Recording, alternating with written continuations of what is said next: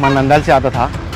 गो में जाने खातिर गाड़ी खातिर खोड़ा मैं इतने में जो बस ये आपको डिवाइडर चढ़को लहारी को मारी है। बस का टायर फुटका रहा करते हैं और बस को मारते में जो स्पॉट में आँच लग ली है। 2-3 जने सामने से निकल गए।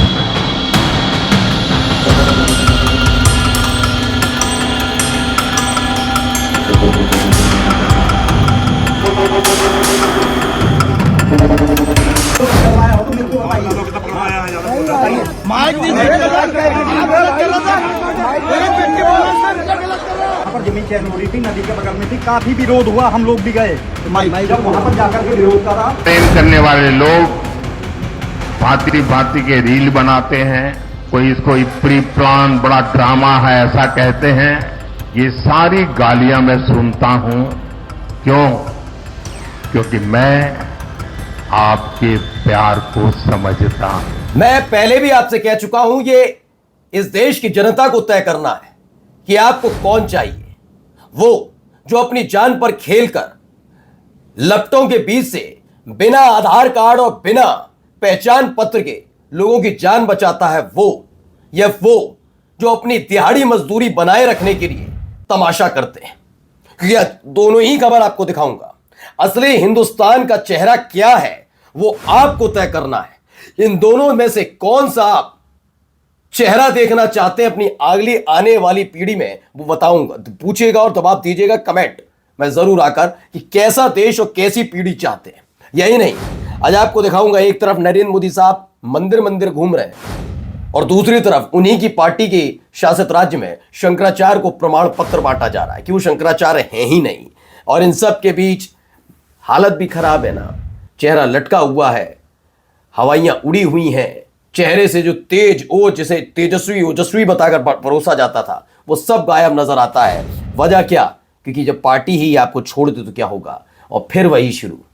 पश्चिम बंगाल चुनाव, असम चुनाव से पहले मैं गालियां खाता हूं। आज बस एक सवाल ये है, जब आपको पता है कि आप गालियां खाते हैं तो ऐसा करते ही क्यों है? नमस्कार, मैं हूं प्राज्वल गौतम और आप देख रहे हैं the live TV. The live TV, सच सबसे आगे। सबसे पहले ये देखिए क्या कह रहे हैं यहाँ पर, जरा सुनते चलिए। मैं नंदाल से आता था। गो में जाने खातिर गाड़ी खातिर खोड़ा मैं इतने में जो बस ये आपको डिवाइडर चढ़को लहारी को मारी है। बस का टायर फुटका रहा करते हैं और बस को मारते में जो स्पॉट में आँच लग ली है। 2-3 जने सामने से निकल गए। कम किया इतना को हमें आने का फोड़को लवेसी मार को लवे का राटू लगो मार को फोड़ो ही मैं फोड़ को निकाल ली 30 आदमी के ऊपर निकाली। He saved 30 lives in ferry bus lorry crash in Nandyal. दरअसल मैं उन लोगों से बस पूछना चाहता हूं जो चेहरा मोहरा रंग देखकर धर्म पहचाने, वो विशेषज्ञ है। वैसे तो हमारे देश में अलग अलग विशेषज्ञ होने चाहिए थे, विश्लेषक होने चाहिए थे अर्थव्यवस्था को लेकर इसको, लेकिन नहीं, हमारे यहाँ धर्म के विश्लेषक बहुत है। वो पहचान जाते हैं ये हिंदू है ना, ये तो मुसलमान है, ओ नहीं है ना। तो वो जो पहचानते हैं ना, उनसे मैं कहना चाहता हूँ, इसे देखिए, इनको देखकर पहचाने क्या होंगे?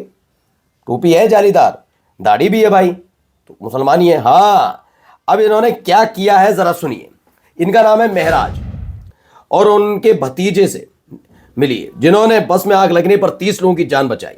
गुरुवार को नदियाल जिले में एक निजी बस की लॉरी में टक्कर हो गई और उसमें आग लग गई, जिससे 3 लोगों की मौत हो गई। 36 यात्रियों को ले जा रही है बस हैदराबाद जा रही थी, तभी हादसा नदियाल जिले के श्रीविल्ला मिट्टा के पास रात करीब 1:30 बजे, मतलब 1:40 पर हुआ। टायर फटने के बाद बस सामने से आ रही लॉरी से टकरा गई। इस हादसे में बस चालक समेत 3 लोगों की मौत हो गई, जबकि सभी 36 यात्रियों को सुरक्षित निकाल लिया गया। अब सवाल यह है कि महराज और उनके जो भतीजे हैं, ये दोनों इस बस में जाते हैं मानिए, और उसके बाद जाने के बाद सबसे पहचान पत्र मांगते हैं कि आधार कार्ड दिखाओ। ओहो, तुम ये हो? नहीं। हाँ, तुम इधर वाले हो, आओ। कैसा लगेगा? लेकिन असली हिंदुस्तान इसे कहते हैं। इसे इन्हें खुद भी नहीं मालूम होगा कि जिन्हें बचाने जा रहे हैं वो हिंदू हैं, मुसलमान, लेकिन बचाया। मैं इस पर क्यों बार बार पॉइंट आउट कर रहा हूं? क्योंकि इस देश के अंदर यही होता है। कुछ घटना हो, उसमें अगर गलती से उस बस में, उस गाड़ी में सवार मिल जाए मुसलमान, ओहो इसने तो नहीं किया। ठीक है, याद करिए एयर इंडिया का प्लेन क्रैश हुआ, वो इतनी बड़ी और दुखद घटना थी। आप जानते हैं इस देश की मीडिया, जिसमें से एक व्यक्ति बचकर आया था, अगले 1 घंटे तक इस बात की तलाश करते रहे कि उसका नाम पता होना चाहिए। अगर वो नाम गलती से इस्लाम वाला निकल जाता, क्या तमाशा हो रहा था मुझे बताने की या समझाने की अब जरूरत नहीं है। आइए अगली खबर देखिए, यहां तमाशे देखिए। अब आपको कैसी पीढ़ी चाहिए इसे देख लीजिए।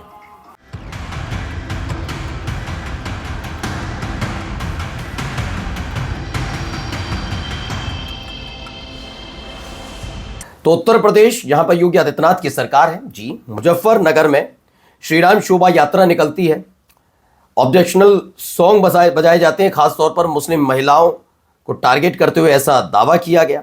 मस्जिद के ठीक सामने ये सब होता है। और आप तो जानते हैं आगरा का रहने वाला ये MS ठाकुर है, जो अपने आप MS ठाकुर, ये इस तरह के गानों को जो बनाया उसने, उस गाने को उसने आगरा का रहने वाला है और उसने ये गाना बनाया और उसी को लेकर यहाँ बजाया जाता है ये गाना। अब आ जाइए, चलिए आपको ये ऐसे भी तो नहीं चाहिए जरा पकड़वाया हो तो मेरे को बताइए।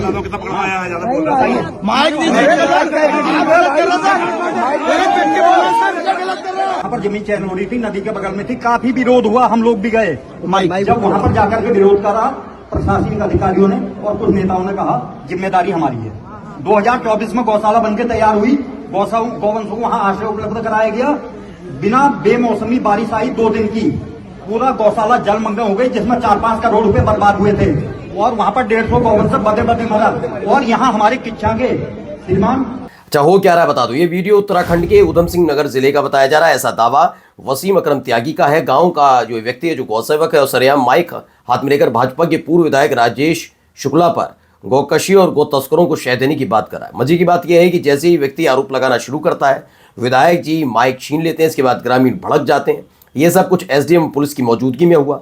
इसमें कोई दो राय नहीं कि गौकशी करवाने में जिला स्तर पर सत्ताधारी नेताओं का हाथ होता है। आप अंदाजा लगाइए, यही आरोप अभी यही आरोप लगाता, आपको याद होगा, संगीत सोन बांग्लादेश के खिलाड़ी के नाम पर शाहरुख खान के बारे में बोल रहे थे। और जब सरदना से विधायक जिन्होंने हराया था संगीत सोम को, उन्होंने पोल खोली थी कि आखिरकार संगीत सोम करते क्या क्या है ना। अब आ जाइए एक तस्वीर, जब ऐसे वक्त में शंकराचार्य से पूछा जा रहा, आप शंकराचार्य क्यों माना जाए, मंदिर मंदिर घूम रहे हैं हमारे प्रधानमंत्री जी। उन्होंने खुद इसे ट्वीट किया और लिखा, met respected princesses from the Swami Narayan Perumal temple earlier today, I thank them for their blessing. तो फिलहाल मंदिरों के दर्शन होने भी चाहिए, हर धर्म को मानने की आज़ादी है। लेकिन अब इस तस्वीर को देखिए, आगे की कतार में ये खबर मैंने पहले से आपको दिखाई थी, नितिन नवीन वाले कार्यक्रम में जाते हैं। आप अंदाज़ा लगाइए कि क्या से क्या हो गया। देखते देखते भजनलाल शर्मा आगे, मोहन यादव मध्य प्रदेश मुख्यमंत्री आगे, उत्तर प्रदेश के डिप्टी CM केशव प्रसाद मौर्य आगे, उनके बराबर में उत्तराखंड के मुख्यमंत्री पुष्कर सिंह धामी आगे, उनके बिल्कुल बगल में नायाब सिंह सैनी हरियाणा के मुख्यमंत्री आगे, और पीछे कौन बैठे हैं, पूजनीय योगी आदित्यनाथ जी। अब जरा सुनिए इनका, वही हर बार मैं 100 गाली खाता हूँ। प्रेम करने वाले लोग भांति भांति के रील बनाते हैं, कोई इसको प्री प्लान बड़ा ड्रामा है ऐसा कहते हैं। ये सारी गालियां मैं सुनता हूं। क्यों? क्योंकि मैं आपके प्यार को समझता हूं, इन छोटे छोटे बच्चों की भावनाओं को समझता हूं, और इसलिए रील बनाने वालों की गालियां तो खाता रहूंगा।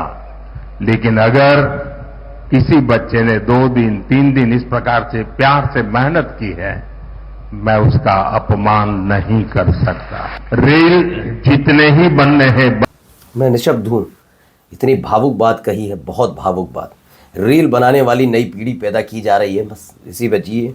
पहले एक टाइम था, होता था, कहा था, कहते थे कि कितने डॉक्टर्स हुए, कितने इंजीनियर पैदा किए गए, कितने आर्किटेक्ट पैदा किए गए, कितने अर्थशास्त्री हैं, कितने बुद्धिजीवी हैं। अब पूछा जाएगा आप कितने रील बनाने वाले दिए। इस देश की मौजूदा सरकार को इसकी उपाधि दी जाएगी, इन्हें सम्मानित किया जाएगा। यहाँ ये जरा, यहाँ पर भी देखिए क्या चल रहा है।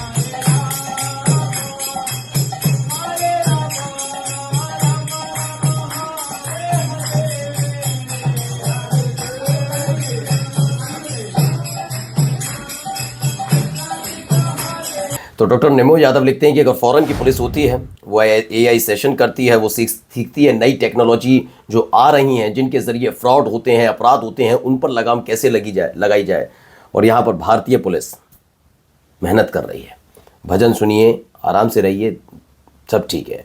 और जाते जाते खबर एक अमन वदूद है, उन्होंने कहा है एसआर जो हो रही है असम के अंदर, SIR से लगा SR ही है ये, स्पेशल रिवीजन वाला ही मामला जो पहले उससे छूता कर दिया गया था, इसको लेकर इनका दावा है कि असम में जो SR है उसे रणनीतिक तौर पर निष्कासित करने बनाया गया। पहले अज्ञात लोगों के नाम अलग अलग घरों में दर्ज किए जाते हैं। अब भाजपा और उसके सहयोगी मतदाता सूची से नाम हटाने के लिए जी तोड़ मेहनत कर रहे हैं। लोगों को झूठे तौर पर ट्रांसफर होकर चले गए या जीवित जो है उन्हें मृत बताकर उनका नाम हटाया जा रहा है, ऐसा आरोप लगा है। नमस्कार। द लाइव टीवी, सच सबसे आगे।